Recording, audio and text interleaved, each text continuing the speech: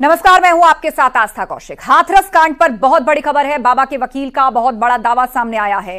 हाथरस में भगदड़ के पीछे साजिश थी, यह कहा एपी सिंह ने, जो बाबा के वकील हैं इस पूरे मामले में।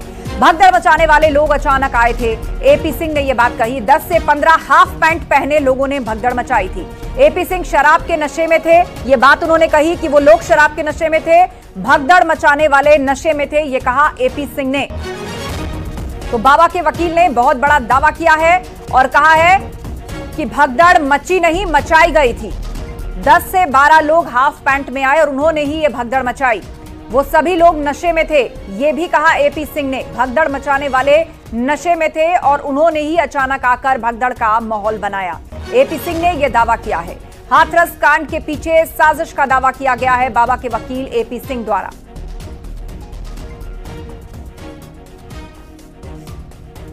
हुए थे लोग 10-15 की संख्या थी, हाफ पैंट पहने हुए थे। मधुकर ने बताया और सभी इंजर्ड ने बताया, जो इंजर्ड हैं अस्पतालों में, क्योंकि इंजर्ड हुए तो इंजर्ड वहां के आई विटनेस हैं। इंजर्ड महिलाओं ने बताई, कहा बेटा हमने कभी देखे नहीं थे वो लोग, ऐसे शराब पियो, ऐसे धक्का दे रहे, मार रहे, कुचल रहे, ऐसे कर रहे, वैसे कर रहे। कोई औरतों को हमारे देश में नारी यत्र देवत्र सर्वत्र पूज्यते, नारी की पूजा होती है। तो एपी सिंह ने यह दावा किया कि कुछ घायल महिलाओं ने इस बात को कहा है कि 10 से 12 लोग आए थे, हाफ पैंट उन्होंने पहनी हुई थी, शराब के नशे में थे और उन्होंने ही आकर लोगों के साथ धक्का मुक्की शुरू की और उन्होंने ही भगदड़ का माहौल वहां पर क्रिएट किया। सीधे अब आपको लिए चलते हैं, हमारे सहयोगी सुशील पांडे हमारे साथ जुड़े हुए हैं। सुशील, आपने विस्तार से बात की है एपी सिंह से, और क्या दावा वो बाबा की ओर से करते नजर आ रहे हैं? जी देखिए, लगातार एपी सिंह इस पूरी घटना पे अपनी नजर बनाए हुए हैं और उन्होंने सीधे तौर पर न्यूज 18 के इंटरव्यू में ये उन्होंने खुद कहा है कि 10 से 15 लोग ऐसे व्यक्ति थे जो शराब के नशे में थे। उन्होंने खुद ये बात मधुकर से बात करके बताई है और जब उसने सरेंडर किया था उससे पहले उसने एपी सिंह को ये जानकारी दी। और खुद एपी सिंह जब अस्पतालों में तमाम घायलों से मिल रहे थे तो तमाम जो घायल थे, जो आई विटनेस थे, उनकी तरफ से कहा गया कि 10 से 15 ऐसे लोग आए हुए थे जो शराब के नशे में थे और औरतों को ढकेल रहे थे। चूंकि इस पूरे मामले में अभी जांच चल रही है, लेकिन अगर मधुकर के द्वारा जो एपी सिंह का बयान है ये अपने आप में एक बड़ा बयान होगा, क्योंकि इस पूरे मामले में यूपी सरकार की तरफ से भी कहा गया है कि एक बड़ी साजिश है। और अगर ये साजिश है तो कौन उसके पीछे हैं, कौन लोग हैं जो इतने बड़ी घटना में शामिल थे जहां पर 123 लोगों की दर्दनाक मौत हो गई। बड़ा सवाल इस मामले में इन्वेस्टिगेशन स्तर पर यह भी देखने को होगी कि तमाम जो घायल हैं, जो तमाम लोग अस्पतालों में इलाज करवा रहे हैं, जिनके बयान को रिकॉर्ड किया गया है, उस बयान के आधार पर अगर इन्वेस्टिगेशन आगे बढ़ती है तो ये चौंकाने वाले तथ्य हैं कि हाफ पैंट में वो 15 व्यक्ति कौन थे। क्योंकि अगर इस पूरे मामले में ऐसा कुछ हुआ है तो एपी सिंह के द्वारा यह भी कहा गया है कि अगर उस दौरान कोई भी घटना वीडियो में रिकॉर्ड की गई हो और लोग डर रहे हो कि हम ये सबूत के तौर पर कैसे दें, तो उन्होंने न्यूज 18 का भी एड्रेस बोला, उन्होंने अपने फेसबुक का एड्रेस बोला, अपना मोबाइल नंबर बोला कि वहां पर भेज दिया जाए। तो ये बड़ा दावा एपी सिंह की तरफ से किया गया है। जाहिर सी बात है बाबा के वकील हैं, लेकिन वो कुछ उन लोगों को भी कोट कर रहे हैं जो घायल महिलाएं थीं और उन्होंने ऐसा दावा किया है कि इन महिलाओं ने ये बात कही है। बहुत शुक्रिया, आप नजर बनाए रखें। आपको बताते चले कि सीएम योगी आदित्यनाथ ने भी इस बात का अंदेशा जताया था कि इस भगदड़ के पीछे साजिश हो सकती है। सीएम ने क्या कहा था वो आपको सुनवाते हैं। का एक दल उधर बढ़ा तो उनके पीछे पीछे भीड़ गई और इसी के बाद वे एक दूसरे के ऊपर चढ़ते गए। घटना घटित हुई है तो इसके पीछे हादसा नहीं तो साजिश किसकी है, कौन इसके पीछे है, इन सभी पहलुओं को लेकर के राज्य सरकार ने तय किया है कि हम इसका एक जुडिशियल इंक्वायरी भी करवाएंगे। इस पूरी घटना की तह में जाकर के जो भी इसके लिए दोषी होगा उन्हें इसकी सजा देना।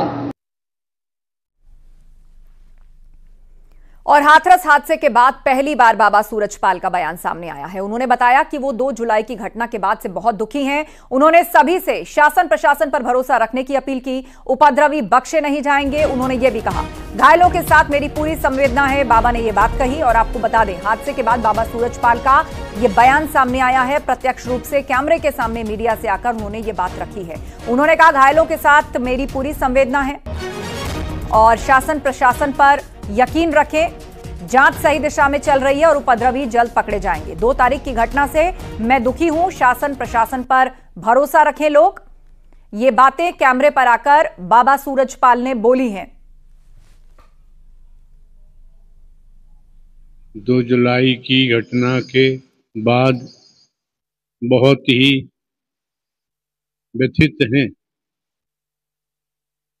प्रभु हमें बस संगत को इस दुख की घड़ी से उबरने की शक्ति दें।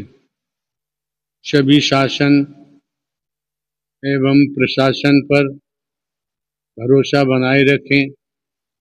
हमें विश्वास है जो भी उपद्रवकारी हैं वो बख्शे नहीं जाएंगे।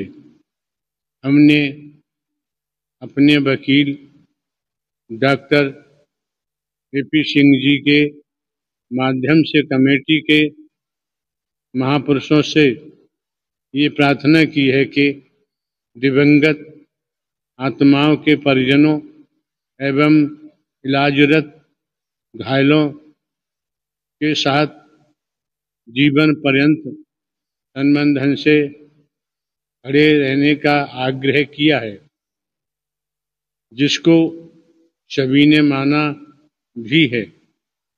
सभी इस जिम्मेदारी को निभा भी रहे हैं। सभी महामंत्र का सहारा न छोड़ें। वर्तमान समय में वही माध्यम है।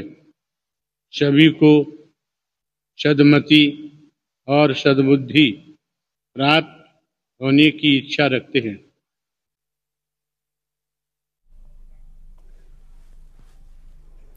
हाथरस हादसे के 4 दिन बाद आज बाबा सूरजपाल सामने आए। बाबा सूरजपाल के सामने आने के बाद उनके वकील एपी सिंह ने न्यूज 18 से खास बातचीत की है। साहब, इतने दिन बाद आना, बाबा का इतने दिन बाद आना सामने, ये थोड़ा हजम नहीं हुआ? किले की तरह उसमें लोगों ने तो कल ही तो कहा था आपने कि न्यूज 18 ने कहा था कि लेटर से नहीं बल्कि सामने आना चाहिए। मैंने आपकी इच्छा पूरी कर दी, अगले दिन पूरी कर दी। आपने कहा मधुकर फरार, हमने कहा नहीं, मधुकर हॉस्पिटल में इलाज करा रहा है हार्ट, और मैंने एंटीसिपेटरी बेल नहीं किया, सरेंडर नहीं लगाया, अरेस्टिंग स्टे नहीं लगाया। ऑनरेबल हाई कोर्ट ने, सब कोर्ट खुली थी, कोई छुट्टी तो नहीं थी इस समय, सब कोर्ट वर्किंग थी। कहीं कोई हमारी तरफ से, आप सुप्रीम कोर्ट के वरिष्ठ पत्रकार, कोई नहीं। मेरा वादा था नहीं, हम क्यों करें, हमारे लोग मरे। घटना इतनी गंभीर थी तो बाबा को तुरंत सामने आना चाहिए था। बाबा तुरंत आए, मुझे इंगेज किया ना। आपको इंगेज किया, ये तो वेल नोन है। नहीं, आप गए, मेरे इसमें कोई दिक्कत नहीं है, लेकिन बाबा को इतने दिनों बाद आना ये समझ से परे है। जब उनके देखिए उनके श्रद्धालु जब बिलख रहे थे, उनके श्रद्धालु जब ये चाह रहे थे कि बाबा आए, सामने आए, तब बाबा अपनी व्यवस्था सेट करने में लगे हुए थे कि हम अपना लीगल सेफ कैसे करें, अपने आप को कैसे बचाएं। गुनाह है क्या? बिल्कुल गुनाह नहीं है। डॉक्टर एपी सिंह से नहीं, 123 मौतें। एपी सिंह साहब, आप समझ रहे हैं? सुनो, डॉक्टर एपी सिंह को एंगेज करना गुनाह है कोई क्या? मैं अच्छा एडवोकेट हूं कि ये नहीं बताया? न्यूज 18 पहले ये बताया मैं अच्छा एडवोकेट हूं कि नहीं? उसमें तो आपको पूछने की जरूरत नहीं है। सही हूं, वकालत ठीक करता हूं अपने दिमाग से, जितनी मेरी क्षमता है। संपूर्ण तो कोई नहीं होता है दुनिया में, लेकिन फिर भी अपनी तरफ से सही करता हूं। आप वेरीफाई कर रहे हैं इस बात? आप वरिष्ठ पत्रकार हैं, लीगल से जुड़े हुए, सुप्रीम कोर्ट के सुनते हैं, सब कर। क्या ऐसी घटना के बाद स्तब्धता नहीं आती मन में? कुछ शब्द ना बोलने का नहीं लगता है कि अंधेरा छा गया है हर तरफ, कानों से चीत्कार गूंज रही है। जब आंख खोलते तो लाशें दिखती हैं, बच्चे मरे देखते हैं। जो लोग व्यवस्थाओं में थे, जो थोड़ी देर पहले जल व्यवस्था में थे, तो थोड़ी देर पहले व्यवस्था पंडाल में दरी बिछाने में थी, महिलाएं लगी हुई, वो तुरंत लाश बन गई। ऐसे पड़ी है चित, उन्हें अपने शरीर का होश नहीं, लाश हो चुकी है।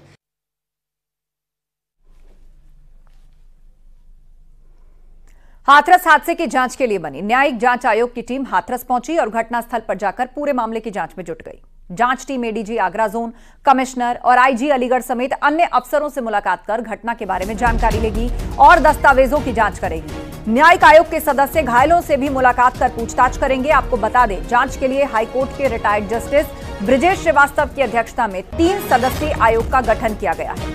न्यायिक आयोग की हाथरस कांड की जांच के लिए 2 महीने का वक्त दिया गया है। तो सरकार ने 3 सदस्यीय जांच आयोग बनाया है और यह जांच टीम हाथरस पहुंचकर जांच करेगी। यह टीम हाथरस पहुंच चुकी है। 3 सदस्य हैं इस न्यायिक आयोग में और वहां पर जानकारियां खंगाल रही है। घटनास्थल का भी उसने मुआयना किया है। लोगों से बातचीत की जाएगी, आला अफसरों से भी मिलेगी जांच टीम और उसके बाद अपनी एक रिपोर्ट तैयार करके सरकार को भेजेगी। आयोग को अगले 2 महीने में जांच रिपोर्ट देनी है।